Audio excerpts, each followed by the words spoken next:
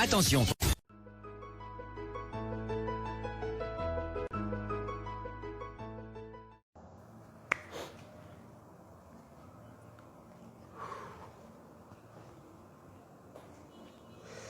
Bonsoir, bonsoir, bonsoir. Bon après-midi à tout le monde. Bonsoir.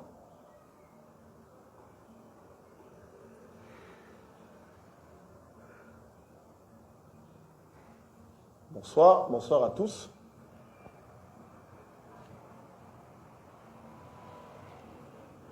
Bonsoir à tous, bonsoir à tous. J'espère que vous allez bien.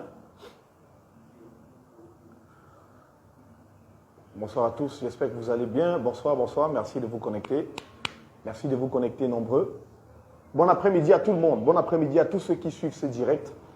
Bon après-midi à vous. Je vous souhaite mes chaleureuses, recevez mes chaleureuses salutations en ce week-end. Et j'espère que vous allez bien, j'espère que vous vous portez bien. Thomas Daquin Sando, bonsoir. Merci beaucoup mon frère. MCD Sim, bon après-midi. Merci infiniment pour votre message. Merci de partager ce direct, je vous en prie. Partagez ce direct pour qu'on parle ensemble de cette actualité que j'ai baptisée la deuxième mort de Marc-Vivien Foé. La deuxième mort du lion indomptable Marc-Vivien Foé. Donc une fois de plus, bonsoir à tous. Merci d'être connectés. Sans oublier effectivement que vous pouvez envoyer les likes, les cœurs et voilà, manifestez-vous dans ce direct.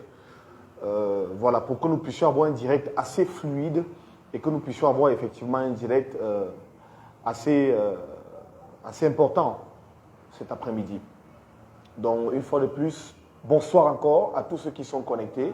On est déjà plus de 50. Donc, il faut que ça pousse, ça monte, ça monte, ça monte. Quand on atteint 150 ou 200, je commence le direct. Quand on atteint 150 ou 200, je commence le direct. Donc, voilà, merci. Et n'oubliez pas, s'il vous plaît, pour toutes les personnes qui sont connectées, merci de réagir en message pour dire si le niveau de son est bon, si le niveau de son est excellent, pour que nous puissions effectivement démarrer ce direct, au cours duquel je vais partager avec vous mes analyses personnelles sur les derniers événements qui se sont déroulés via la sortie du père de Marc-Vivien Foé qui parlait de lui sur Vision 4 Télévision face à mon mentor, face à l'un de mes mentors, à l'un de mes pères dans le journalisme, Bonnie Philippe.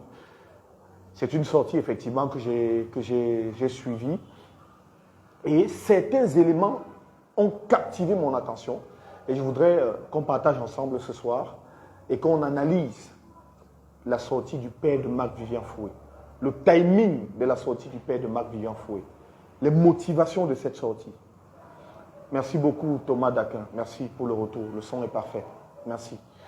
Donc, le timing de la sortie du père de Marc-Vivien Foé, les motivations de la sortie du père de Marc-Vivien Foé, les enjeux cachés derrière la sortie du père de Marc-Vivien Foé et surtout la zizanie que ça crée aujourd'hui au sein de l'opinion publique et que ça peut provoquer effectivement au sein des fans de Marc-Vivien Foé, qui depuis longtemps pensent que Marc-Vivien a été assassiné en effet, a été tué, et dont aujourd'hui la thèse du père de Marc-Vivien Foé vient encore renforcer les doutes de ceux qui en avaient précédemment et qui comprennent effectivement que aujourd'hui certainement Marc-Vivien Foé a été assassiné avec la récente sortie de son père.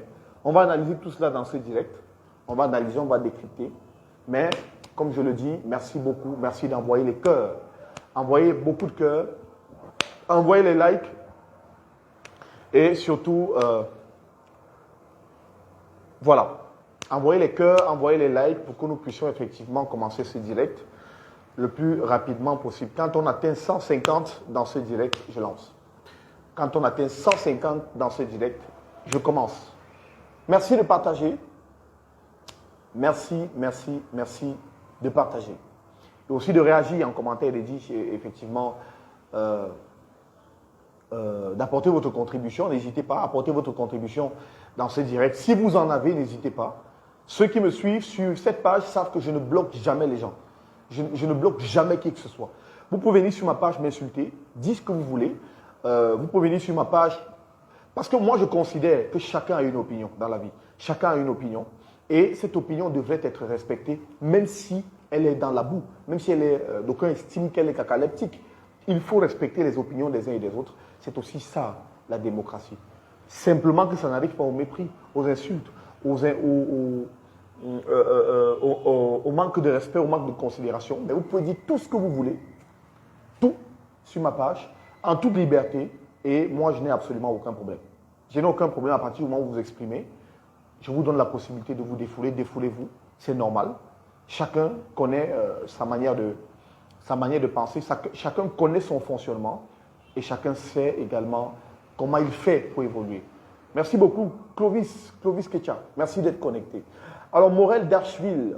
Bonjour, Marik. Il faudrait vraiment comprendre comment Marc, qui voulait divorcer de sa femme au lendemain du match, accepter de manger sa nourriture à l'hôtel à minuit. Voilà. Oui, nous allons en parler. Hein. Nous allons en parler dans ce direct. Voilà. Merci beaucoup, Clovis. Je vais très bien. J'espère que toi également, tu vas bien. Merci d'être connecté sur ce direct. Merci. Merci, merci, merci. Donc, comme je le disais, sur ma page Facebook, je n'ai pas l'habitude de bloquer les gens. Je ne bloque pas les gens sur ma page Facebook. Il y en a parfois qui... Je vois des petits tribalistes qui viennent souvent sur ma page manifester. Ben, écoute, tu es le soutien de telle personne du village, tu soutiens tel autre du village, et tout, tu soutiens tel du village. Moi, ça me fait bien sourire. Ça me fait bien sourire parce que vous n'avez même pas idée de comment notre société est composée. Quelqu'un qui est encore dans les clichés du tribalisme au Cameroun aujourd'hui, c'est un damné de la terre. Il n'a absolument rien compris. Il n'a rien compris simplement parce que ce n'est pas le tribalisme qui peut nous amener à être développés. Non, absolument pas. Il existe des pays où il y a beaucoup de langues, où les langues sont divergentes et diverses aussi. Mais vous n'allez pas voir le degré d'animosité qu'on rencontre par exemple chez nous sur les réseaux sociaux. Et vous n'allez pas voir ce degré de saleté dans les propos ou dans la manière de s'exprimer. Voilà. Moi, je dis, ceux qui utilisent le cliché du tribalisme, c'est des gens qui n'ont pas encore compris qu'il faut traverser cette étape pour que nous puissions avoir un pays effectivement développé et cohérent envers ses propres fils et même l'ascension de ses propres enfants. Donc, ce qu'ils font, généralement, je mets ça sous le prisme de l'insouciance et de l'inconscience collective. Parce que peut-être que lui-même ignore qu'il est ignorant. Quand quelqu'un se met dans des clichés de tribalisme, peut-être qu'il ignore qu'il est ignorant. Parce que dans nos sociétés que nous avons, moi par exemple, depuis que je travaille, je ne peux pas compter le nombre de personnes différentes de ma tribu avec lesquelles j'ai travaillé. Quand vous êtes au Cameroun et qu'on vous appelle travailler à l'étranger, ailleurs, est-ce que ces personnes sont du même village que vous? Est-ce que c'est des gens avec qui vous sympathisez, vous parlez le même patois? Est-ce que c'est des gens avec qui vous avez les mêmes us et coutumes? Est-ce que c'est... Je veux dire que ceux qui réfléchissent encore du genre, aujourd'hui, toi tu es Bamileke, tu soutiens le Bamileke, pourquoi tu ne soutiens pas tel autre? C'est parce que tu es tribaliste et tout. Tous ceux qui raisonnent comme ça, aujourd'hui, pour moi, c'est des personnes qui ont un niveau de réflexion encore très bas, très très bas. C'est-à-dire à l'époque de Malthusalem, voilà, ils sont encore derrière, quoi. Donc, le monde évolue, ça avance, ça progresse. Chaque jour, on voit des nouvelles technologies qui naissent. Chaque jour, on voit des innovations, on voit des progrès. Alors que chez nous, on est encore en train de parler de si tu soutiens tel frère du village, tu es Bamileke, tu fais ceci. Il y en a même qui m'interpellent, directement, qui me disent, écoute, toi le Bamileke, tu dois te taire. Et j'ai dit, ben écoutez, c'est une fierté que d'être Bamileke. Tout comme ça devrait être une fierté que d'être Bassa, que d'être Boulou, que d'être Ewono, ou que d'être nordiste, ou que d'être n'importe quelle autre tribu au Cameroun. Toutes les personnes qui mettent le tribalisme devant, observez même dans leur propre vie, elles n'évoluent pas. Elles n'évoluent pas. Si elles évoluent, c'est avec beaucoup d'aigreur. C'est-à-dire c'est des gens qui sont rongés par une certaine haine viscérale interne à elles, et elles ne peuvent pas facilement exprimer cette haine viscérale. Elles choisissent donc le prisme du tribalisme pour pouvoir tacler un X ou un Y. Voilà. C'est tout. Merci beaucoup pour vos réactions. Voilà, on peut effectivement commencer le direct sur Marc-Vivian Foé. On peut effectivement commencer le direct sur Marc-Vivian Foé. Alors, j'ai décidé d'intituler ce direct la deuxième mort de Marc-Vivian Foé. La deuxième mort de Marc-Vivian Foé. Parce que je pense qu'avec la... Parfois, le silence vaut mieux que des sorties publiques. C'est-à-dire que parfois, le silence est d'or, comme on dit généralement. Le silence, pardon, vaut parfois bien mieux que des sorties publiques. Parce qu'en réalité, je ne vois pas pourquoi son père a fait cette sortie maintenant. Je ne vois pas l'importance d'une telle sortie aujourd'hui et maintenant. Si oui, je vous expliquerai cela dans ce direct. Alors, Marc-Vivian Foé est mort au stade de Gélan en France. C'était un 26 juin, je crois. Et chaque année, quand on parle de la commémoration du décès de Marc-Vivian Foé, je ne sais pas pourquoi, mais il y a toujours des éclats de voix. Que ce soit dans sa famille, que ce soit dans la famille de son épouse, que ce soit dans sa propre famille à lui, avec ses frères, ses sœurs, que ce soit dans la famille des Lions, il y a toujours des querelles quand on parle de la commémoration du décès de Marc-Vivian Foé. Je ne sais pas pourquoi nous sommes comme ça, mais regardez comment, pour tous les services que Marc-Vivian Foé a rendus, par exemple, à l'international, les Français ont décidé de lui consacrer un prix au championnat français, par exemple. C'est-à-dire qu'au lieu de parler de Marc-Vivian Foé tout le temps, de penser à lui tout le temps et de pleurer, de s'enrouler au sol, de dire que non et tout, il était machin, on pleure, il avait construit la maison ici. Les Français, eux, sont allés au-delà. Ils ont décidé de pérenniser la mémoire de cet homme en consacrant un prix spécial au championnat français qui va donner la lumière sur un footballeur africain qui se sera distingué lors du championnat français durant une saison. C'est qu'ils ont baptisé le prix Marc-Vivian Foé. Donc, ça fait que voilà comment on peut mettre quelqu'un dans les annales de l'histoire. Voilà comment on peut permettre à quelqu'un d'entrer dans l'histoire définitivement. Célébrer les valeurs. Célébrer les modèles. C'est ça. C'est ça. C'est pas... Il n'y a pas 36 solutions. C'est de cette manière qu'il faut célébrer les valeurs. Et depuis le décès de Marc-Vivian Foé, chaque fois qu'on commémore le décès de Marc-Vivian Foé, remarquez, il y a toujours des querelles. Tantôt on va vous dire que la maison qu'il avait conçue là-bas est abandonnée. Tantôt on va dire que ça tombe les herbes, il y a les herbes sur sa tombe partout et tout. Tantôt on va vous dire que son épouse a refait sa vie, peut-être elle sort avec tel autre homme et tout. Il y a toujours un problème. Il y a toujours un souci. Et moi, je suis un peu stupéfait parce que ça relève de la pauvreté de notre mentalité. Nous sommes pauvres mentalement. Nous sommes très pauvres. Et la racine de toutes ces choses part généralement de la famille. Ça part de la famille.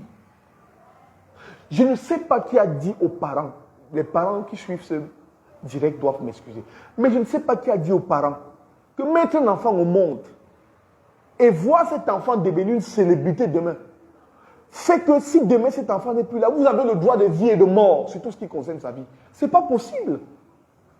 Ce n'est pas possible. Ce n'est pas possible.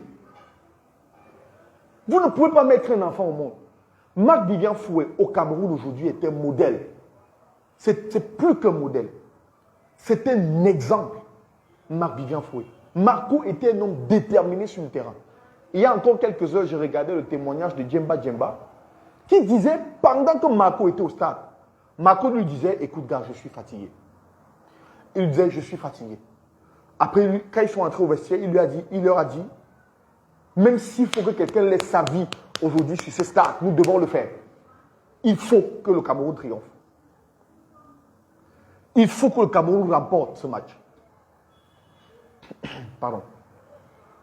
Et donc, quand ils sont repartis au stade, c'était avec une autre niaque.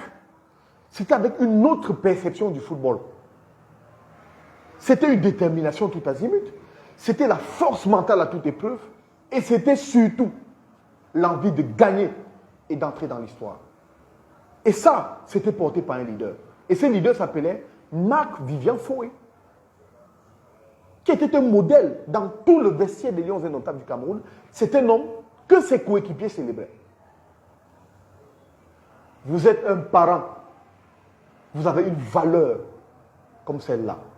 Vous avez une étoile comme celle-là. Vous avez un diamant comme celui-là. Mais vous ne savez pas en prendre soin. Vous ne savez pas en prendre soin. Vous ne savez pas en prendre soin. Au lieu que les parents et la famille de Marc Vivian Foué travaillent aujourd'hui, ça c'est même un travail qu'il devait faire, c'est même un travail qu'il devait faire bien avant qu'il ne soit décédé. C'est un boulot qui se fait quand la personne est encore en activité. Quand vous voyez que l'un de vos fils, l'un de vos amis, l'un de vos frères est extrêmement important, du moins entre dans ce qu'on appelle le patrimoine d'une nation, mais vous devez travailler à pérenniser ça pendant qu'il est encore vivant. Ce n'est pas pendant qu'il est mort que vous venez sur le plateau pleurer, raconter tout et n'importe quoi. Que vous venez sur le plateau le tuer pour la deuxième fois. Mais non. Mais non. On ne peut pas faire ça.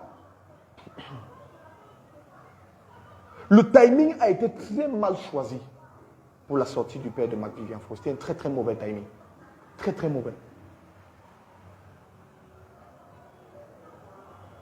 Très très mauvais timing. Un très mauvais timing. Et je vais vous expliquer pourquoi c'était un mauvais timing. C'était un mauvais timing parce que, écoutez, ça fait quelques jours qu'on a célébré le décès de Marc Vivian Foué. Le 26 juin. Ça fait quelques jours. Depuis qu'il est décédé, c'est le même problème chaque année. C'est le même problème. Chaque fois qu'on dit que commémoration du décès de Marc Vivian Foué, au lieu de revoir les séquences de Marc Vivian Foué où il était flamboyant sur le stade, on voit toujours sa famille en train de les pleurs. On dit non, sa femme, c'est une sorcière. Sa femme, c'est le démon. Sa femme, c'est le criminel. Sa femme... Chaque année, c'est la même chose. Toujours des problèmes, encore des problèmes autour de sa mémoire. C'est pas sérieux. Même pour ses parents, c'est pas sérieux. Moi-même, en tant que parent, je ne peux accepter avoir autant de problèmes autour de mon enfant qui serait un patrimoine national et international. Je ne peux l'accepter. Je ne peux l'admettre. Ce n'est pas possible. Ce n'est pas possible. Le père de Marc Vivian Foué n'avait pas à faire cela. Il n'avait pas à faire ça. Au jour d'aujourd'hui, quel est l'intérêt de faire ça? Je vais vous expliquer. Alors, le père de Marc Vivian Foué explique dans les médias que ça se voit vraisemblablement qu'il est en dissidence aujourd'hui avec la femme de son fils.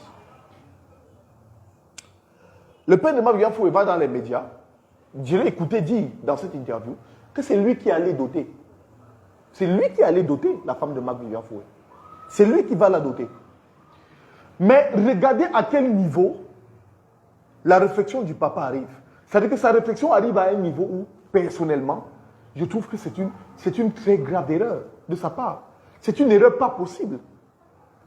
Il explique que quand ils sont arrivés dans la famille de Marc Vivian Foué, ils sont restés, je crois que c'est de quelle heure, c'est de 9h du matin jusqu'à quelle heure le soir. Même l'eau, on ne leur a pas donné. Même l'eau, on ne leur a pas servi. Ça montre clairement la pauvreté mentale. La pauvreté mentale. Ces pauvres, Marc Vivian Foué avait beaucoup d'argent, mais ils étaient pauvres mentalement. Ils étaient pauvres. Les amis, l'école est bien. L'école est bien. Et l'égleur n'est pas bien. Ça veut dire qu'il dit qu'ils sont arrivés dans la famille de Marie-Louise pour l'épouser, pour la dot. Ils ont fait de 9h jusqu'à quelle heure la nuit? Même une goutte d'eau, on ne leur a pas donné. C'est lui qui s'est levé pour aller dire non, ma chère, et tout, c'est monté. Bon, écoutez. Nous avons les femmes ressortissantes des multiples zones du Cameroun Pour ceux qui regardent ces directs et qui ne sont pas au Cameroun, sachez que les cérémonies, les dots se passent comme ça. Vous pouvez arriver dans une belle famille pour venir doter leur fille. On vous fait voir de toutes les couleurs. De toutes les couleurs, on vous fait voir de toutes les couleurs. Mais est-ce que toi, le parent qui vient pour doter la femme, qu'est-ce que tu viens regarder? Tu viens regarder la moralité de ses parents, la moralité de la famille qui vous fait attendre et tout et tout. C'est ça que tu viens regarder? Ou bien tu viens regarder celle qui fait le bonheur de ton fils? Tu viens regarder celle qui fait le bonheur de ton enfant. La moralité déjà à la base n'était pas bonne. La moralité à la base n'était pas bonne. Même si chez nous en Afrique, effectivement, les principaux éléments, c'est l'accueil. C'est-à-dire qu'on peut vous accueillir, vous installer et tout et tout. Oui, je suis d'accord. Mais quand il prend cet exemple pour expliquer les charges qu'il met sur cette femme, mais je trouve et j'estime que c'est risible et c'est même méchant à la limite. C'est méchant. Ça veut dire qu'il est en train d'expliquer que depuis le départ, depuis la base, cette femme n'a jamais aimé son fils. Que depuis la base, la famille de cette femme n'avait Dieu que pour les biens de son fils. C'est ce qu'il est en train d'expliquer en d'autres termes. C'est ce qu'il explique. Une manière de dire que c'est parce qu'elle a rencontré son fils que cette famille-là a été lavée, nettoyée, afin d'être ce qu'elle est aujourd'hui. Et moi, je trouve que c'est pauvre. Mentalement, c'est pauvre.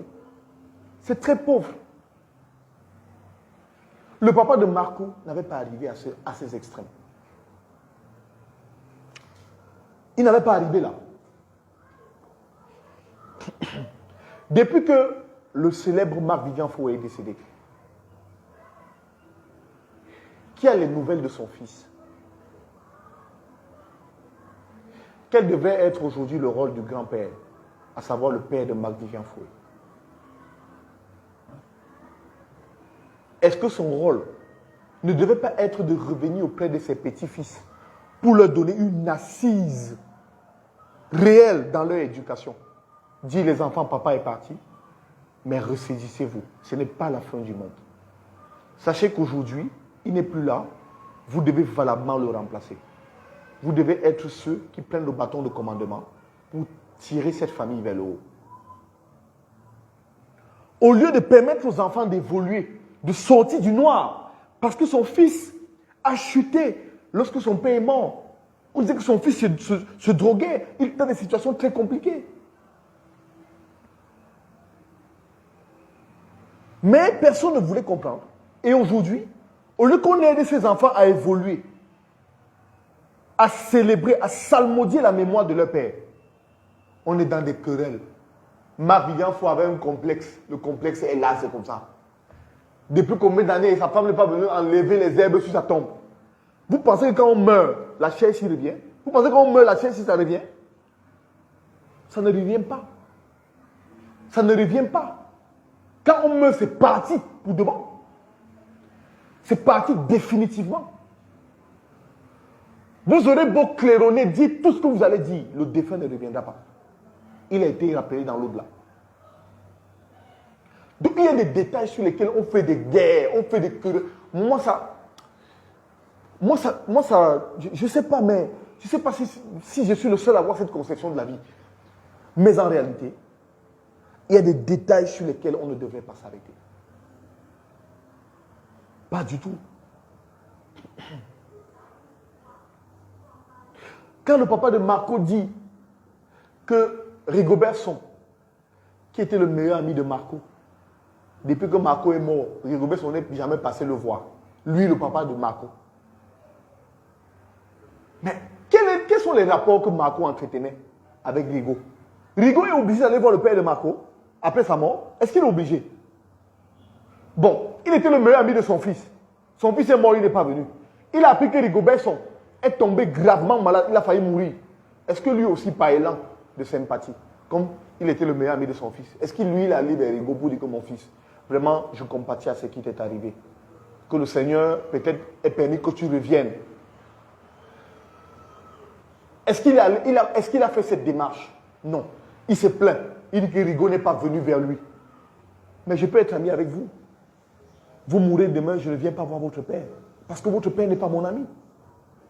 Votre père n'est pas mon camarade de classe. Je peux parfois parler avec lui au téléphone, lui prendre ses nouvelles pour savoir s'il tient le coup, mais ne me demandez pas de venir le voir tout le temps. Parce que je ne pourrais pas. L'amitié aussi est intergénérationnelle. Elle est aussi intergénérationnelle. Ne me demandez pas d'être ami avec un papa de 90 ans. Lui et moi, qu'est-ce qu'on va se dire? Il n'est pas mon ami. Même s'il est le père de mon meilleur ami, il n'est pas mon ami. Que vais-je faire? Je vais me lever et pas voir le père de mon ami, on table les divers, on table les commentaires. Que non, papa, il faut que tu te cherches. Je dois te voir. Comme ton fils, qui était mon meilleur ami, est mort, je dois te voir tout le temps. On doit être là, ensemble. Mais les gens ont aussi leurs préoccupations, les gens ont leur vie. Et ne leur en voulez pas.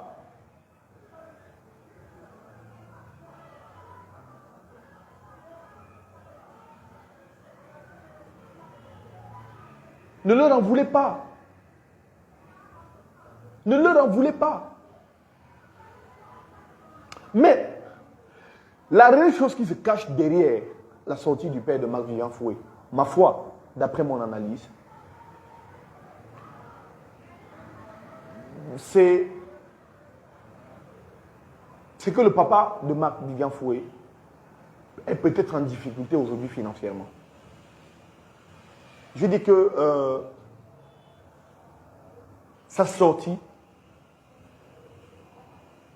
est un peu capitaliste. Même pas un peu, elle est très capitaliste.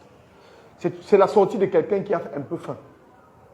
Moi, c'est mon analyse. La sortie de quelqu'un qui veut manger. Il veut de l'argent. Il fait ce qu'on appelle les appels de pied. Il dit, Rigobert n'a pas été là pour moi et tout. Depuis, il n'est pas venu me voir depuis que mon fils est mort. Alors qu'il était le meilleur ami de mon fils. Mais, de l'autre côté, vous entendez, il dit, merci beaucoup au président Samuel Eto'o. Parce que quand j'étais malade, c'est lui qui a fait tout. Mais oui. Et aujourd'hui, quand il sort, toutes ses sorties, tout ce qu'il dit tourne autour de l'argent. Tout tourne autour de l'argent, malheureusement. Tout ce qu'il dit tourne autour de l'argent. Marc-Vivien Foué, depuis que Marc-Vivien Foué est mort, son complexe ne ressemble plus à rien. Depuis que Marc-Vivien Foué est mort, c'est à peine si sa femme est venue au village et a fait une heure ou deux, a fait une journée pour enterrer son mari, elle est repartie sur la France. Marc-Vivien Foué est mort, depuis on ne sait même pas comment les biens se passent. Marc-Vivien Foué est mort, depuis on ne sait pas comment ça fonctionne avec sa femme. Moi, je voudrais, dans ce direct aujourd'hui, vraiment interpeller nos parents. Quand on est parent, on lutte, on est prêt à tout pour ses enfants. On est prêt à tout pour ses enfants. Mais à un moment donné, il faut arrêter. N'exagérons pas. En tant que parent, il faut arrêter, n'exagérez pas. Et c'est une mentalité propre à notre Afrique, propre à notre Cameroun. Pourquoi quand un homme meurt dans une famille, on doit absolument étouffer sa femme? Pourquoi? Pourquoi quand un homme meurt dans une famille au Cameroun, on doit absolument rendre sa femme zéro, totalement zéro? Pourquoi? Et la plupart du temps, la famille de l'homme sort les crocs, sort les griffes et décide de léser la femme. Pourquoi on fait ça? Pourquoi c'est comme ça? Pourquoi c'est ainsi?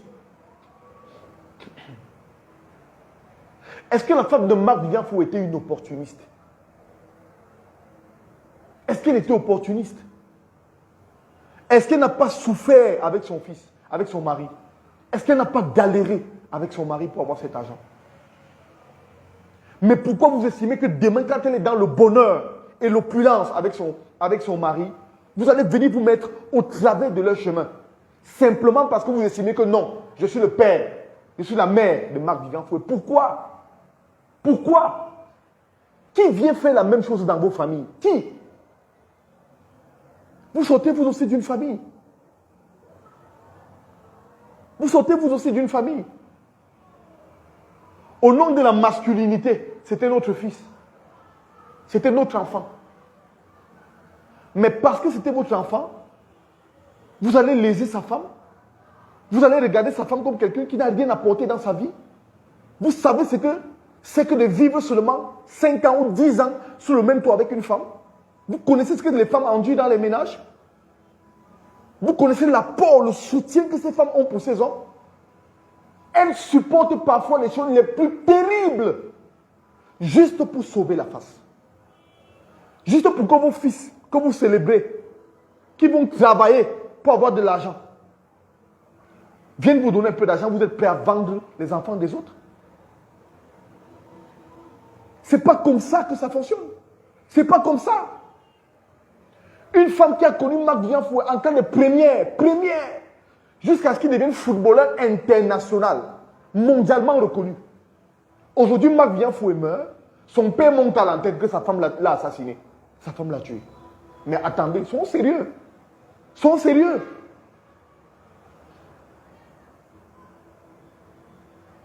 Ils sont sérieux. Et je dis souvent à ses parents, et si on faisait ça vous-même à vos filles, et si c'est le même traitement qu'on infligeait à vos filles, quelle devait être votre disposition psychologique? Parce que vous avez un fils qui a de l'argent.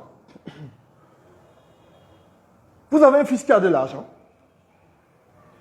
qui parfois de temps en temps, chaque fin du mois, peut vous envoyer de l'argent. Dès que les vivres sont coupés, c'est que sa femme est la sorcière. C'est que sa femme est le démon. C'est elle qu'il faut abattre. Mais attendez, chers parents, n'exagérez pas. N'exagérez pas. N'exagérez pas. Vous avez mis au monde Marc Vivian Foué, c'est vrai. Vous lui avez donné une assez bonne éducation, c'est vrai. Il est devenu célèbre. Peut-être parce que vous l'avez poussé. Vous l'avez encouragé à arriver là. Parce que je l'ai écouté dire qu'il était cadre à Campost. En tant que cadre à Campost, il s'est battu pour que son fils ait un avenir. C'est bien beau. Mais à côté de votre fils, pendant de nombreuses années, où il était en souffrance, où il était en galère, où il était en difficulté, étiez-vous avec lui. Étiez-vous à son chevet. L'aidiez-vous à surmonter ses problèmes sur le plan psychologique et familial. Au point où Marc Vivian Foué décède, meurt. Combien d'années plus tard, on vient dévoiler, le père de Marco vient dire que c'est sa femme qui l'aurait assassiné. Elle aurait empoisonné son fils. Est-ce que le papa de Marco a mesuré l'ampleur de son acte avant de faire cette sortie à l'antenne? Est-ce qu'il a mesuré l'ampleur de ses propos? Je pense que non. Il ne l'a pas fait. Il ne l'a pas fait. Parce que s'il mesurait l'ampleur de ses propos, il ne devrait pas monter à l'antenne dire ce genre de choses. Non. Les femmes des gens, ces femmes de célébrités, elles ont des problèmes que vous ne pouvez pas imaginer. Il y a beaucoup de célébrités qui sont dans des cercles exotériques. Ils sont nombreux dans les cercles exotériques. Ces gars cachent à leurs parents, mais leurs femmes le savent. Et leurs femmes vivent avec eux. Leurs femmes les couvrent. Elles les couvrent. Au nom de l'amour. Au nom de la famille. Au nom de ce que c'est mon mari, c'est mon époux. C'est le père de mes enfants. Je ne dois pas le vouer à l'échec. Ou bien le vouer aux gémonies. Beaucoup de ces gars, de ces célébrités, ont des milliers de femmes dehors. Ils ont même signé des monogamies. Mais ont des milliers de femmes dehors qu'ils entretiennent à des coûts parfois de centaines de millions. Abandonnant même les femmes de la maison. Mais les femmes de la maison supportent. Elles digèrent. Elles sont là au nom de l'amour, au nom des enfants. Parfois, ce que leurs fils font, ce que leurs époux font, elles ne peuvent même pas dire à leurs beaux-parents. Elles ne peuvent pas, elles cachent, elles dissimulent pour protéger sa famille. Mais quand il lui arrive malheur, on monte toujours au créneau pour dire que c'est la femme. C'est la femme. Pourquoi les enfants femmes en Afrique sont autant incriminés dans ce type de situation? Pourquoi? Pour quelle raison? Pour quelle raison?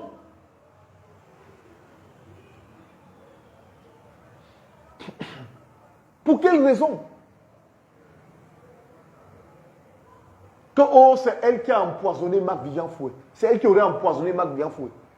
C'est elle qui aurait fait ci, c'est elle qui aurait fait ça. Mais laissez la mémoire de Marco se reposer, chers parents. Laissez la mémoire de Marco se reposer. Laissez-la se reposer. Au contraire, même si cette femme est perdue, aidez-la. Parce qu'elle est la mère de vos enfants.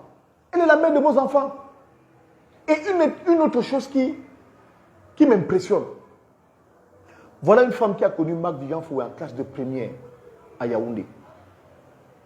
Qui a vécu avec Marco jusqu'à ce que Marco décède.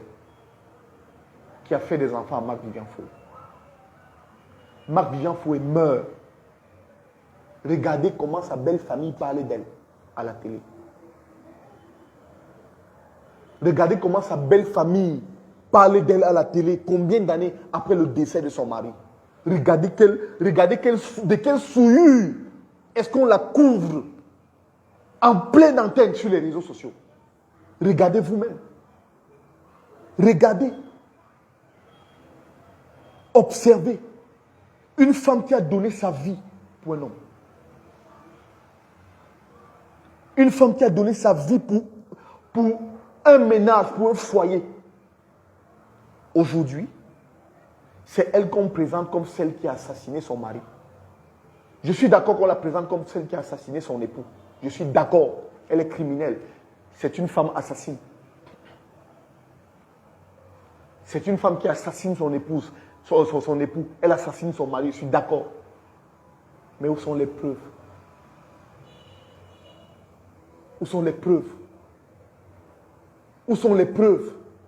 Vous venez en pleine antenne dire qu'elle aurait empoisonné quelqu'un pour l'assassiner. Elle aurait empoisonné son mari pour l'assassiner. Est-ce que vous imaginez le choc qu'elle peut recevoir à l'instant? Et même ses enfants quand ils vont suivre ça. Pourquoi construire et diaboliser les gens de cette manière? Pourquoi? Pour quelle raison?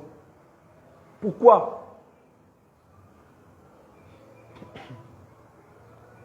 Votre belle-fille, votre femme, comme on dit généralement en Afrique, votre femme, vous dites ça de votre femme, vous traitez votre femme de cette manière, c'est qu'il y a un problème. Et il y a un problème de fond. C'est un problème sérieux auquel il faut absolument pallier. Sinon, ces déclarations sont très graves.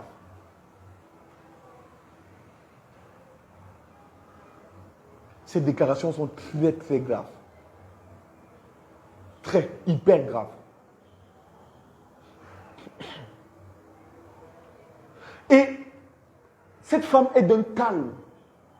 Je l'aime parce qu'on l'a déjà traitée de tous les noms. On a déjà tout dit contre elle. Tout. On a tout dit à cette femme. Tout. Depuis que Marc Vivian Fouet est mort, c'est comme si elle n'a même pas droit à une nouvelle vie. C'est comme si elle n'a droit à rien. C'est comme si elle n'a... Je veux dire que c'est comme si...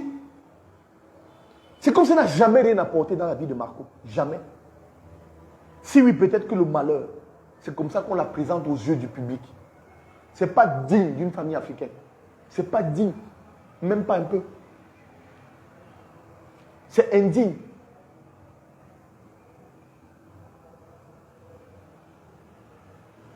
C'est totalement indigne. C'est totalement indigne. Il n'y a pas d'explication. Il n'y a pas de mots.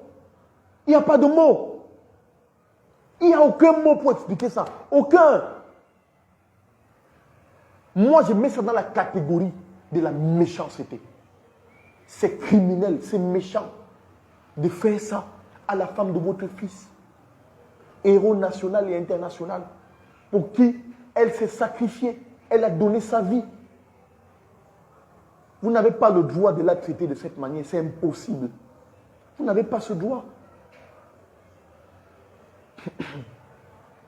Vous n'aurez ce droit que pour une seule raison. Une seule. Si et seulement si vous avez les preuves de vos accusations. C'est tout.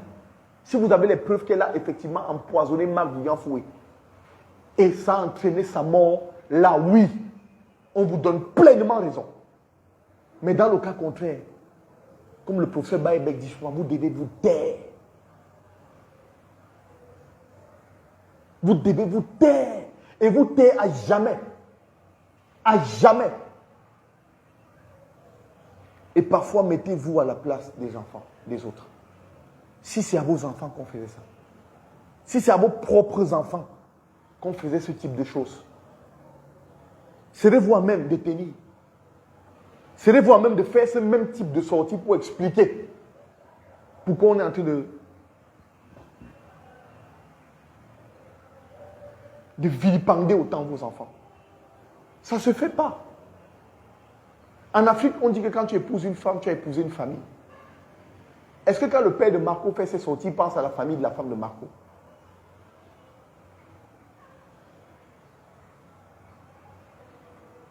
Est-ce que quand il vient parler de cette femme à l'antenne, il pense à sa famille? Il pense aux enfants de cette femme. Il pense au papa de cette femme, à la maman de cette femme.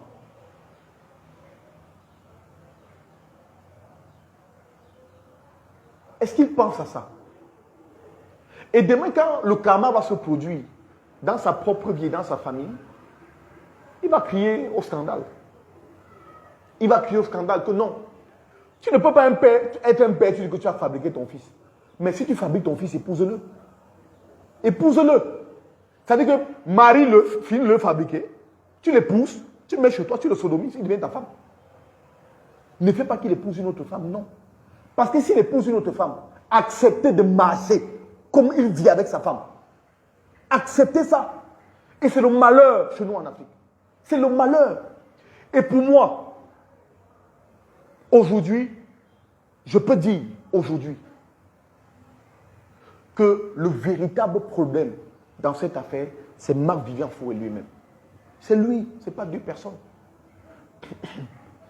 C'est lui parce que vous ne pouvez pas donner autant de pouvoir à votre famille sur votre femme. Finalement, quel est le sens de la famille? Votre famille, c'est qui? C'est vos frères, c'est votre père, votre mère, et non votre femme avec vos enfants, avec qui vous devez fonder votre propre famille. Parce que votre père et votre mère ont lutté, ont bagarré pour que vous ayez une famille unie. Une famille unie. Mais si à votre tour, vous ne luttez pas et ne bagarrez pas pour avoir une famille unie, vous allez jeter votre femme à la vindicte populaire. Vous allez jeter votre femme dans la gueule de votre famille et on va la dévorer quand vous ne serez plus là. Tout ce que cette femme subit aujourd'hui, tout ce qu'elle subit aujourd'hui, les insultes et tout, c'est simplement parce que Marco de son vivant n'a pas pris le soin d'asseoir son autorité auprès de sa famille et de dire à sa famille, écoutez, c'est mon épouse. On se connaît depuis longtemps. Elle m'a supporté. C'est une femme pour qui j'ai énormément de respect. Et je vous demande, vous, ma famille, de la respecter, même quand je ne serai plus vivant. Il aurait pris des dispositions pour sécuriser sa femme et ses enfants. Des griffes de sa famille. Et c'est ce que tout homme sérieux devrait faire quand il vit avec une femme. C'est ce que tout homme sérieux devrait faire. Vous savez, il existe des hommes aujourd'hui, dehors, là dehors, qui ont divorcé d'avec leur femme, mais qui n'acceptent pour rien au monde que même que sa propre famille dise quelque chose de mauvais à cette femme avec qui il a divorcé. Ça existe. Parce que, à un moment donné, il faut savoir reconnaître à ses côtés la place de la femme. Il faut reconnaître la place de sa femme. C'est important. Il faut reconnaître cela. Et si vous ne le faites pas, vous êtes méchant. Vous êtes méchant. Je profite de ce direct aujourd'hui pour donner un conseil à tous les hommes. Hommes, pendant que vous êtes en activité, protégez vos familles. Quand je parle de vos familles, je ne parle pas de vos frères et de vos sœurs. Je parle de votre femme et de vos enfants. Protégez-les juridiquement, socialement, familialement, moralement, intellectuellement, même physiquement. Protégez vos épouses. Surtout quand beaucoup de gens comptent sur vous. Quand beaucoup de gens comptent sur vous, vous devez protéger votre famille proche. Parce que demain, si vous fermez les yeux, les loups qui étaient autour de vous, qui grappillaient un peu d'argent autour de vous, vont vous dévorer. Ils vont dévorer votre famille. On va vous dire que vous avez gagné 1 iota un jour. Vous direz non. Ils seront prêts à aller vendre même vos vêtements. Les vêtements que vous avez laissés en étant décédés pour avoir un peu d'argent. Faites très attention. C'est ça l'égoïsme dans la famille en Afrique. C'est comme ça que cet égoïsme pousse beaucoup de familles à faire que les enfants filles deviennent prostituées. C'est-à-dire qu'après s'être mariées et connaître ce genre de problème dans les ménages, demain quand elles tombent sur un autre homme, elles deviennent des lions. Des lions, des véritables lions. Et on les traite de femmes matérialistes. Il faut faire très attention. Il faut protéger ses conjointes. Il faut protéger ces femmes. Ces femmes qui souffrent avec des hommes ne sont pas la marmaille. Ces femmes qui souffrent avec des hommes ne sont pas de la racaille. C'est des enfants des autres. C'est les enfants des autres. Qui, au nom de l'amour, croient en un homme, qui donne une direction, qui impose un idéal, qu'elles suivent. Et qu'elles décident donc d'épouser pour elles-mêmes. Elles imposent ça à leur famille en disant, voici mon homme, voici celui avec qui je vais fonder ma vie. Mais pourquoi quand elles le font, demain lorsque l'opulence arrive, la famille de l'homme veut absolument la battre et la battre avec ses enfants. Discuter les biens. Moi, je ne cesserai jamais de dire merci à mes parents. Mon père et ma mère. Mon père fait partie des premières personnes à avoir de grands salaires au brasserie du Cameroun. Mon père n'était pas un homme pauvre. Mon père avait beaucoup d'argent. Mon père était assis. Quand mon père travaillait, dès le bas âge, il nous a montré la difficulté de la vie. Il nous a montré à quel point il faut travailler dur dans sa vie pour atteindre ses objectifs. Et il nous a appris à ne jamais envier la richesse de qui que ce soit ou la pauvreté de qui que ce soit. Au grand jamais. Et pendant tout ce temps, notre Père nous a montré qu'un homme dans sa vie est celui qui doit créer et fonder sa propre richesse. Aujourd'hui, s'il arrive un malheur à mon frère, à l'un de mes frères, nous sommes 3 garçons. S'il arrive aujourd'hui un malheur à l'un de mes frères, je ne passe pas à côté de sa vie, au grand jamais. Parce que sa femme a le droit de s'approprier tout ce qu'il avait. C'est son épouse. On voit comment ils vivent ensemble aujourd'hui. Qu'est-ce qu'il y a d'aller fouiner dans la vie des frères? Machin, c'était mon frère. Ses habits, je dois les porter. C'est quoi cette mentalité?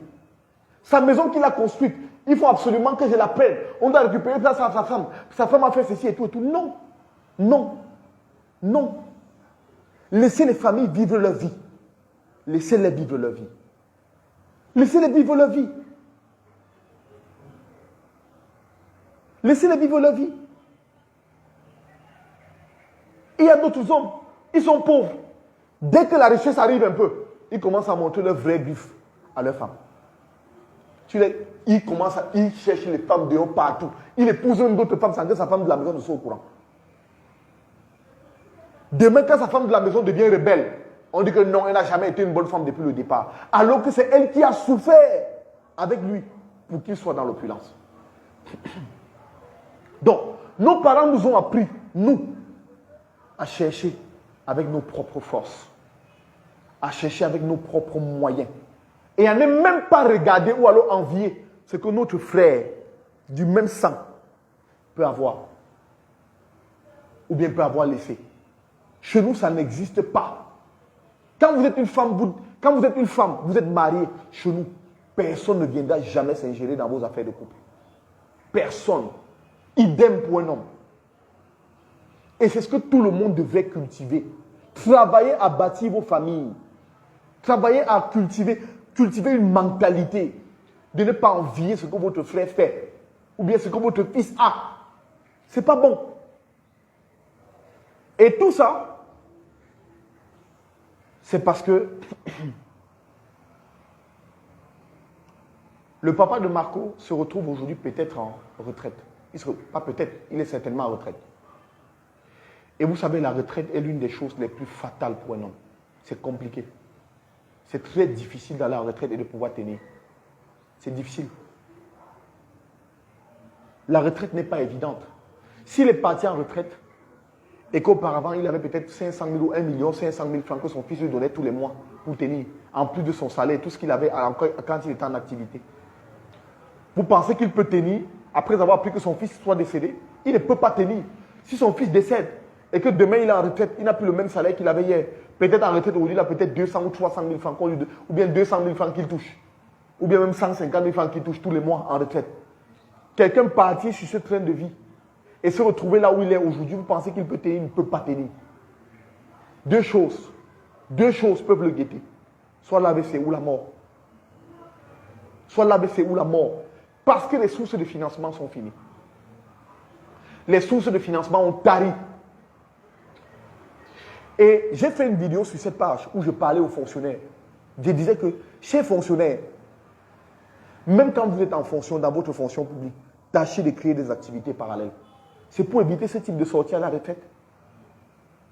Même quand votre fils est multimilliardaire, ayez votre propre activité qui vous rend indépendant de l'argent de vos enfants. J'ai dit, même quand c'est votre propre femme qui a son activité, tâchez-vous, cher monsieur, d'être indépendant. Soyez indépendant. Battez-vous comme vous pouvez, mais ne dépendez pas de quelqu'un. Ne dépendez pas de quelqu'un. Trouvez les moyens, des techniques, des stratégies pour gagner de l'argent, mais ne dépendez jamais de quelqu'un. Jamais. Sinon, vous allez apprendre à vos dépens. Vous allez apprendre à vos dépens. Ce n'est pas deux choses qui dérangent ce papa, ma foi. C'est qu'aujourd'hui, il n'a peut-être plus de ressources financières comme hier. Et donc, il se retrouve à parler de cette manière à la veuve de son fils. À parler de cette manière de la veuve de son fils. Peut-être parce que les sources de financement ont tari. La mamelle nourricière des familles n'est plus là. Peut-être son propre boulot. Il est en retraite, l'argent de la retraite ne permet plus au papa de vivre décemment. C'est peut-être compliqué. Il peut faire ce genre de sortie, parfois perdre le nom. Mais ce que j'ai dit, c'est que ce n'est pas normal. Parce que ça expose la vie de cette femme. Ça la met en danger. Et ça ne la couvre pas pour tout ce qu'elle a vécu avec son mari.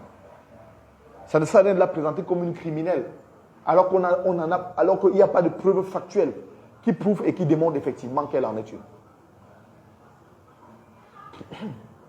Donc, c'était le sens de mon direct aujourd'hui.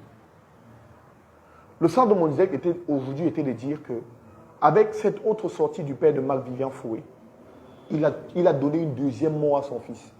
Parce que j'imagine que dans l'au-delà, s'il suit cette interview, il ne peut pas être content de ses parents. Ou bien de son père. Même si Marc-Vivien Foé était en instance de divorce avec sa femme, même s'il voulait divorcer d'avec sa femme, est-ce que vous connaissez les raisons du divorce d'avec sa femme? Les avait-il expliquées? Les avait-il expliquées? Quel serait l'intérêt pour sa femme d'aller en découdre avec son mari et se retrouver dans cette paupérisation aujourd'hui? Vous connaissez le cœur des femmes? Elle aurait pu dire que oui, j'accepte le divorce. D'ailleurs, on sait comment les femmes divorcent chez les footballeurs. Quand une femme divorce chez un footballeur, la plupart du temps, c'est elle qui gagne la plupart des biens du footballeur. Qu'est-ce que le papa voulait dire en réalité? Cette femme pouvait mettre en ayant Marc-Vivien Foé en acceptant son divorce. Elle pouvait accepter, dire que oui, je divorce, mais tu vas me payer pour ce divorce. Et il devait travailler presque la moitié de sa vie pour elle. Et là, on devait toujours dire qu'elle est méchante. Non. Non. Sachons, à un moment donné, sachons être raisonnables. Nous ne sommes pas égoïstes. Ne couvrons pas simplement nos enfants en jetant les autres à la vindicte populaire. Non. C'est égoïste. Et c'était ça le sens de mon direct de ce soir. Le papa de Marco a manqué une raison de se taire. Et il a donné une deuxième mort à son fils. Ce qui n'est pas juste. Ce qui n'est pas normal. Ce qui est vrai, c'est que la suite de cette histoire aura certainement des rebondissements. On suivra ça de bout en bout. Et on verra si la femme de Marco elle-même réagira. Si oui, peut-être par une interview, par le même canal. Une sorte de contre-vérité. Ou alors peut-être l'affaire va se déporter dans un prétoire pour un procès. Peut-être qu'il sera intenté vis-à-vis des déclarations du papa de Marco. Mais toujours est-il que cette famille a besoin de paix. Pour que la mémoire de Marc-Vivien Foé repose tranquillement. Elle en a urgemment besoin. On ne peut pas salit autant la mémoire de Marc-Vivien Foé et même l'État du Cameroun reste indifférent. L'État pour lequel Marco s'est battu. Même le président Samuel Eto'o devrait prendre des dispositions aujourd'hui en tant que président de l'Africa Foot pour arrêter ce genre de sortie. Juste pour qu'on respecte la mémoire de Marc-Vivien Foé, qui est un modèle, qui est un exemple pour plus d'une génération de footballeurs en Afrique, au Cameroun et partout dans le monde. C'était ça le sens de mon direct. Je ne vous prendrai pas beaucoup plus de votre temps. Je vous dis simplement merci d'avoir suivi ce direct et d'avoir été connecté un peu plus de 200. Merci vraiment. Et merci infiniment. Merci beaucoup d'avoir suivi. Je souhaite beaucoup de courage à tous les couples, surtout les couples célèbres. Cher monsieur, tâchez de protéger vos femmes. Protégez-les au maximum. Ne laissez pas une femme qui va se coucher sur un lit, qui pousse un cri un jour et qui délivre un enfant qui est le vôtre. Faites attention avec elle. Faites très attention. Parce que non seulement elle vous a profondément aimé, mais elle a permis à votre nom d'être pérennisé. Et rien que pour ça, vous lui devez respect éternel. Je vous dis merci une fois de plus. On se retrouve pour d'autres directs avec le même plaisir et la même courtoisie. Bon après-midi et bonsoir.